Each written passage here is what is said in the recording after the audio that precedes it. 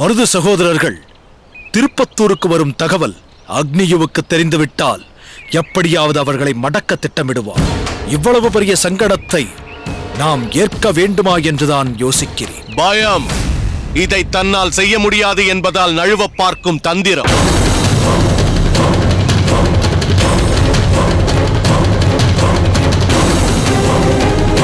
வல்லத்தரையா, யாரை பார்த்து பயம் என்கிறாய்?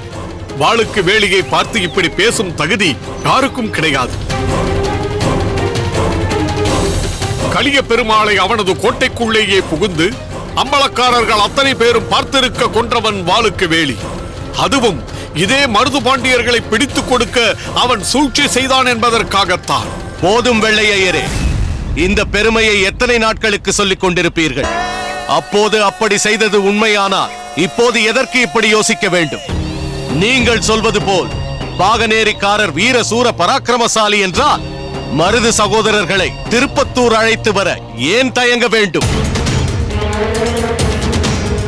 மருது சகோதரர்கள் நலமாக இருக்க வேண்டும் என்பதற்காக, வலிய சென்று ஆபத்தில் அகப்பட்டுக் கொள்ளக் கூடாது என்பதற்காக. அதற்காக அவர்கள் எப்போதும் அந்த புறத்துக்குள்ளேயே ஒளிந்து கொண்டிருக்க முடியுமா? சாதனை புரிய வந்தவர்கள் சோதனைக்கு பயந்து பதுங்கிக் கொண்டிருப்பார்களா? இதை மறப்போர் என்று எப்படி சொல்ல முடியும்? வல்லத்தரையா, என்ன இது?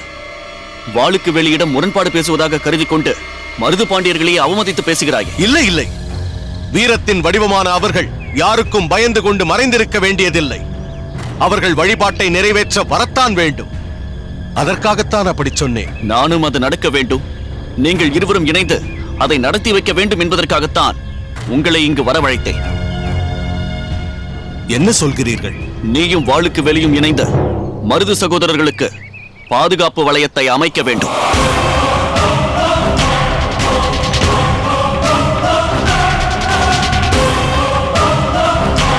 இதற்கு உங்கள் இருவரின் ஒத்துழைப்பும் எனக்கு வேண்டும். ஒத்துழைப்பதா? அது எப்படி முடியும்? ஒரு காரியத்தை பற்றி பேசும் போதே இது நடக்காது என்று பேசக்கூடியவர்களோடு இணைந்து நான் எப்படி திட்டமிட முடியும்? நான் ஒன்றை சொல்லும் போதே தான் ஒன்றை சொன்னால் அது எப்படி நடக்கும்? ஏன் இப்படி பேசுகிறாய் வல்லத்தரையா?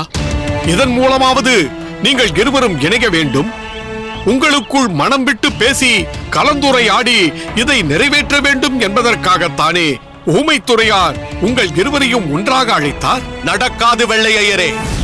ஏற்கனவே எங்களுக்குள் கருத்து வேறுபாடு இருக்கிறது. மனம் ஒன்றியவர்களோடுதான் நாம் இணைந்து பணியாற்ற முடியும். இப்போது நீ என்னதான் சொல்கிறாய்? ஒன்று, என் மீது நம்பிக்கை இருந்தால் என்னிடம் மட்டும் இந்த பொறுப்பை ஒப்படையுங்கள். இல்லை, உங்கள் நம்பிக்கை பாகநேரிக்காரர் மீதுதான் என்றால் அந்த பொறுப்பை அங்கேயே ஒப்படைத்து விடுங்கள். வாளுக்கு வேலி இதில் சம்பந்தப்படுவதென்றால் நான் இதற்கு சம்மதிக்க மாட்டேன்.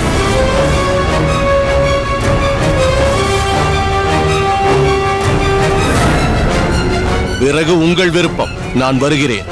நெல்வல்லத்தரையா, உமைத்துறையாரே, என்னால் எந்த பிரச்சனையும் வேண்டாம்.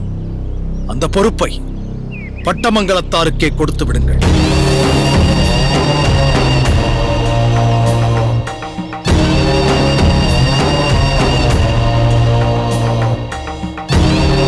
இது மருது பாண்டியர்களின் பாதுகாப்பு பிரச்சனை. இதை மன வேறுபாடுகளோடு செய்ய முடியாது. இருவரும் சேர்ந்து இதை செய்தால் நல்லது என்று நினைத்தேன். ஆனால் இருவரும் சேர்ந்தால்தான் பிரச்சனை எனும் போது அதை வற்புறுத்துவது நல்லதல்ல. அதனால் இந்த பாதுகாப்பின் முழு பொறுப்பையும் வல்லத்தரையனே ஏற்றுக்கொள்ளட்டும்.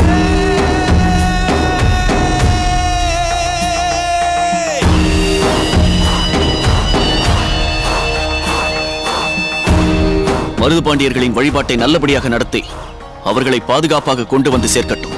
சொல்லிவிட்டீர்கள் அல்லவா? இந்த வல்லத்தரையன் எவ்வளவு திறமையாக திட்டமிட்டு இதை சாதிக்கிறான் என்பதை பொறுத்திருந்து பாருங்கள்.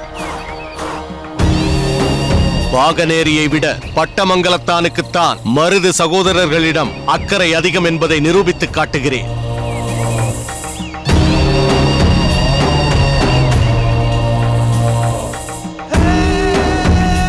இன்று வரை அதை வெளிப்படுத்த வாய்ப்பு கிடைக்கவில்லை. இன்று நீங்களே அழைத்து இப்படி ஒரு பொறுப்பை கொடுத்து மருது சகோதரர்களிடம் எனக்குள்ள பக்தியையும் பற்றையும் அனைவருக்கும் உணர்த்துவதற்கு ஓர் அரிய வாய்ப்பை தந்துவிட்டீர்கள். இதை நான் ஒரு சவாலாக எடுத்துக்கொண்டு சாதித்து காட்டுகிறேன். நீங்கள் இனி மருது பாண்டியர்களின் வழிபாட்டு பயணம் பற்றி கவலைப்படாமல் நிம்மதியாக இருங்கள். நான் வருகிறேன்.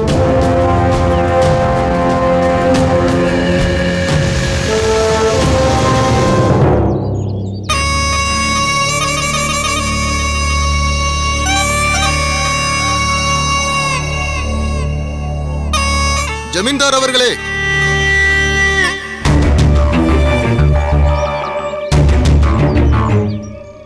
வணக்கம்.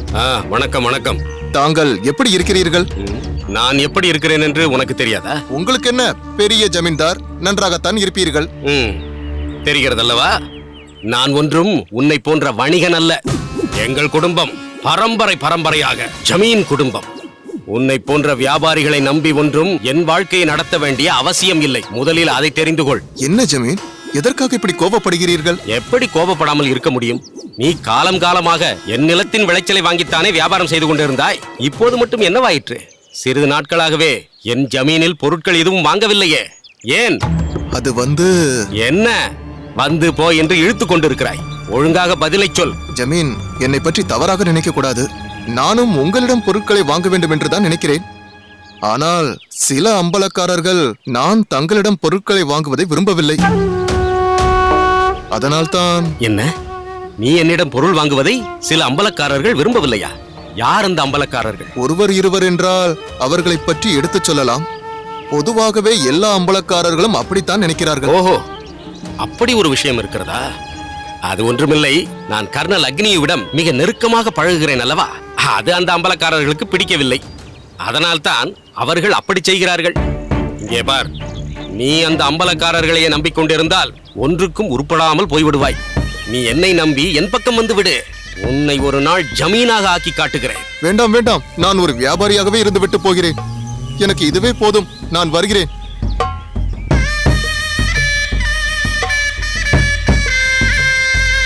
என்ன இது? இந்த திருக்கோட்டியூரில் ஒரு பயலும் என் பேச்சை கேட்க மாட்டேன் என்கிறானே.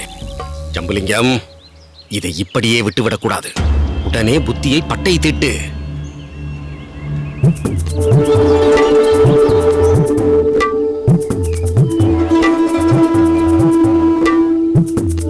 என்ன ராமநாதா, என்ன வெள்ளூர் காற்று திருக்கோட்டியூர் பக்கம் வீசுகிறது? என்ன ஜமீன் இப்படி கேட்கிறீர்கள்? இங்கு அக்கம் பக்கம் உள்ள ஊர்களிலேயே கலை விஷயத்தில் உயர்ந்தது இந்த திருக்கோட்டியூர் தானே. யார் எந்த ஊரில் இருந்தாலும் கலையின் மீது உள்ள தாகத்தை தணித்துக் கொள்ள வேண்டுமானால் இந்த திருக்கோட்டியூருக்கு தானே வந்தாக வேண்டும். அதனால்தான் எனது நண்பரான சோமநாதனை உடன் அழைத்து வந்தேன். என்ன, வெள்ளூரின் ஊர் தலைவருக்கு திடீரென கலையின் மீது தாகம் ஏற்பட்டுள்ளது? உங்களுக்கு தெரியாதது என்ன இருக்கிறது ஜமீன்? ஒவ்வொரு வருடமும் வெள்ளூரில் உள்ள சிவன் கோயில் பிரம்மோற்சவத்தை மிகவும் பிரம்மாண்டமாகவும் சிறப்பாகவும் நடத்துவதுதானே வழக்கம். அந்த திருவிழாவின் போது அக்கம் பக்கம் அனைத்து ஊர்களிலும் உள்ள இசைக்கலைஞர்களை அழைத்து கௌரவப்படுத்துவது காலங்காலமாக நடந்து வரும் முறை. கலையின் மீது உங்களுக்குள்ள நாட்டம் குறைவாக உள்ளதால் நீங்கள் அந்த திருவிழாவில் கலந்து கொள்வதில்லை.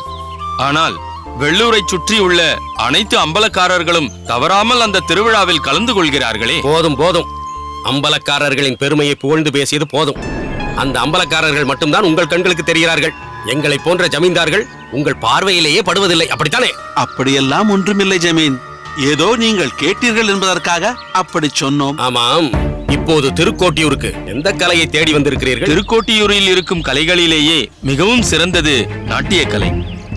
அந்த நாட்டிய கலையை அணு அளவு கூட பிழை இல்லாமல் மிகவும் சிறப்பாக ஆடக்கூடிய ஒரே ஆடலரசி சுந்தராம்பாள் தான். அதனால்தான் ஒவ்வொரு வருடமும் சுந்தராம்பாளின் நாட்டிய நிகழ்ச்சியையே வெள்ளூர் திருவிழாவின் முக்கிய நிகழ்ச்சியாக நடத்துகிறோம். இந்த ஆண்டும் அதே போல் நடன நிகழ்ச்சிக்கு ஏற்பாடு செய்து அழைப்பு விடுக்கத்தான் நாங்கள் திருக்கோட்டியூருக்கு வந்திருக்கிறோம். அதுதான் ஒவ்வொரு ஆண்டும் அந்த சுந்தராம்பாள் தான் ஆடுகிறாள் என்று நீங்களே சொல்லிவிட்டீர்களே. இந்த வருடம் ஒரு மாற்றத்திற்காக வேறு ஒரு நாட்டியக்காரி ஆடக்கூடாதா? ஆடலாம், ஆனால் அது சுந்தராம்பாள் நடன நிகழ்ச்சி போல இருக்காதே. ஒவ்வொரு ஆண்டும் அவளது ஒரே நடனத்தை தானே பார்த்து கொண்டிருக்கிறீர்கள். அதில் ஒரு மாற்றம் வேண்டாமா? யார் சொன்னார்கள் மாற்றமில்லை என்று? சுந்தராம்பாள் ஒவ்வொரு ஆண்டும் ஒவ்வொரு விதமான நாட்டிய நிகழ்ச்சியை கொடுத்து கொண்டு அந்த துறைக்கே மேலும் மேலும் சிறப்பை ஏற்படுத்தி கொண்டிருக்கிறார். அவரது நடன நிகழ்ச்சியை நீங்கள் பார்த்திருந்தால்தானே தெரியும். சுந்தராம்பாள் இந்த ஆண்டும் புதுவிதமான ஏதாவது ஒரு நாட்டியத்தை அரங்கேற்றுவார் என்பதால் தான் இந்த முறையும் சுந்தராம்பாளுக்கே அழைப்பு கொடுக்க வந்திருக்கிறோம். எல்லா வருடம் போல் இந்த வருடமும் வெள்ளூர் திருவிழாவை சிறப்பித்து தர வேண்டும் என்று கேட்க வந்திருக்கிறோம். நீதான் சொல்கிறாய் சுந்தரி புதிதாக நாட்டியத்தை அரங்கேற்றுகிறாள் என்று. ஆனால் மக்கள் சொல்லவில்லையே. அதனால் இந்த ஆண்டு புது நாட்டியக்காரி அரங்கேற்றம் செய்யட்டும். அப்போதுதான் மக்களும் திருப்தி அடைவார்கள். வேண்டாம், இந்த நிகழ்ச்சியே எங்களுக்கு முழு திருப்தியாக இருக்கிறது. புதிதாக ஒருவரை ஆட வைத்து சோதிக்க எங்களுக்கு நேரமில்லை. அதனால் ஏற்படும் வேதனையும் எங்களுக்கு வேண்டாம். சுந்தரியின் நடனமே போதும். சுந்தரி உங்கள் ஊரில் நாட்டியம் ஆடுவது உங்களுக்கு வேண்டுமானால் திருப்தியாக இருக்கலாம். ஆனால் நாளை நாட்டையே ஆளப்போகிற ஒருவருக்கு அது அதிருப்தியாக அல்லவா இருக்கிறது? நாட்டை ஆளப் போகிறவரா?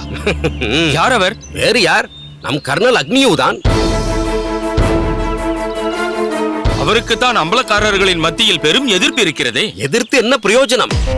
அந்த கட்டபொம்மனையே காணாமல் போகும்படி செய்து விட்டார்களே ஆங்கிலேயர்கள். அதற்கு பின்பு எத்தனையோ அம்பலக்காரர்களை அழித்து அவர்களது நாட்டையெல்லாம் சிறுக சிறுக கைப்பற்றிக் கொண்டே வருகிறார்களே. அது என்னவோ உண்மைதான். வணிகம் செய்கிறோம் என்று வந்து இங்குள்ள கைக்குடிகளை கையில் போட்டுக்கொண்டு இப்படியெல்லாம் செய்கிறார்கள். ஆனால் இங்குள்ள அம்பலக்காரர்கள் அவர்களை எளிதாக விட்டுவிட மாட்டார்கள். என்ன நினைத்துக் கொண்டு இப்படி அம்பலக்காரர்கள் என்று சொல்லிக் கொண்டிருக்கிறாய்? இன்னும் சிறிது காலத்தில் ஒரு அம்பலக்காரன் கூட இருக்க மாட்டான். அனைத்து இடங்களிலும் ஆங்கிலேயர்களே ஆட்சி செய்ய போகிறார்கள். அப்பேற்பட்ட ஆங்கிலேய துறையை நாம் அனுசரித்து போக வேண்டாமா? சுந்தராம்பாளின் நாட்டிய நிகழ்ச்சிக்கும் ஆங்கிலேயருடன் அனுசரித்து போவதற்கும் என்ன சம்பந்தம் இருக்கிறது? சம்பந்தம் இருப்பதால் தானே நான் சொல்கிறேன். சுந்தரியை கர்னல் அக்னியுக்கு சுத்தமாக பிடிக்கவில்லை. அவருக்கு பிடிக்காத ஒருத்தியை வைத்து நாட்டிய நிகழ்ச்சியை நீ நடத்தினால் அந்த அக்னியு உங்களுக்கு எப்படி சாதகமாக இருப்பார்? ஏற்கனவே உங்கள் ஊர் அம்பலக்காரன் அக்னியுவை கண்டு மிரண்டு போயிருக்கிறான். எப்படியடா அதிலிருந்து மீள்வதென்று தவித்துக் கொண்டிருக்கிறான். இந்த நிலையில் நீங்களாவது அந்த அக்னியுவை அனுசரித்து போங்கள். அப்போதுதான் அந்த கர்னல் அக்னியு உங்கள் ஊரை பிடித்தாலும் இன்று போல் நீங்கள் என்றும் ஊர் தலைவராகவே இருக்கலாம். உங்கள் ஊர் திருவிழாவையும் சிறப்பாக நடத்தலாம். ஆனால் அதையெல்லாம் விடுத்து ஒரு சில அம்பலக்காரர்கள் போல் வீராப்பு பேசிக் கொண்டிருந்தீர்களே, ஆனால் வருங்காலத்தில் நீங்களும் இருக்க மாட்டீர்கள், உங்கள் ஊரும் இருக்காது. ஏதோ நான் சொல்ல வேண்டியதை சொல்லிவிட்டேன். அதன் பிறகு உங்கள் விருப்பம். என்ன ஜமீன், எங்களை போட்டு இப்படி குழப்புகிறீர்களே? குழப்பவில்லை, உங்களை தெளிவடைய சொல்கிறேன். குழப்பத்தில் இருப்பவர்களை தெளிவடைய வைப்பதுதான் இந்த ஜம்புலிங்கத்தின் வேலை. அதனால் தான் சொல்கிறேன், நான் சொல்கிறபடி செய்யுங்கள். இதே திருக்கோட்டியூருக்கு அருகே உள்ள ஊரில் அருமையான நாட்டியக்காரி ஒருத்தி இருக்கிறாள். பெயர் வனிதாமணி. அடடடடா, அவள் எப்படியெல்லாம் ஆடுகிறாள் தெரியுமா? நீங்கள் இந்த அளவிற்கு ரசனையோடு சொல்கிறீர்கள் என்றால் அது வெறும் நாட்டியமாக மட்டுமா இருக்கும்? எதுவாக இருந்தால் என்ன? உனக்கு தேவை அந்த நிகழ்ச்சியின் மூலம் அவளால் மக்கள் ஈர்க்கப்பட வேண்டும், அவ்வளவுதானே. அதை அந்த வனமோகினியான வனிதாமணி அற்புதமாக செய்வாள். நீ எதை பற்றியும் கவலைப்படாதே. இந்த வருட திருவிழாவிற்கு கர்னல் அக்னியுவிடமிருந்து ஒரு பெரிய தொகையை நன்கொடையாக நான் பெற்று தருகிறேன். புரிகிறதா? சற்று யோசித்து. யோசிக்காதே, வந்த சுவடே தெரியாமல் ஊர் போய் சேர்ந்து விடு. திருவிழா அன்று வனிதாமணி அங்கு வந்து சேர்வாள். அது முடியாது என்றால் கர்னல் அக்னியுவின் படைதான் அங்கு வந்து சேரும். என்ன சொல்கிறாய்? சொல்வதற்கு என்ன இருக்கிறது? நமக்கு எதற்கு பெரிய இடத்து பொல்லாப்பெல்லாம்? என்ன சோமநாதா, ஒவ்வொரு ஆண்டும் அந்த சுந்தராம்பாள் தானே ஆடுகிறாள். இந்த ஆண்டு இவர் சொல்லும் வனிதாமணியே ஆடிவிட்டு போகட்டுமே. அப்படியே செய்யலாம். இதுதான் புத்திசாலித்தனம். என் யோசனைப்படி நடக்க ஒப்புக்கொண்டு விட்டீர்கள் அல்லவா? இனிமேல் பாருங்கள் உங்கள் ஊர் எங்கே போய் நிற்கப் போகிறது என்று. போங்கள், போய் திருவிழாவிற்கான ஏற்பாடுகளை செய்யுங்கள். நான் விரைவில் ஒரு பெரும் தொகையோடும் அந்த வனிதாமணியோடும் திருவிழாவிற்கு வந்து சேருகிறேன். இதில் எந்த சங்கடமும் ஏற்படாதே. ஜம்புலிங்கத்தை நம்புங்கள். இந்த ஜம்புலிங்கத்தை நம்பினால் எவருக்கும் எந்த சங்கடமும் ஏற்படாது. தைரியமாக இருங்கள். திருக்கோட்டியூரில் சுந்தரி என்ற நாட்டியக்காரி இருக்கிறாள் என்பதை மறந்து விடுங்கள். சரி, நாங்கள் வருகிறோம்.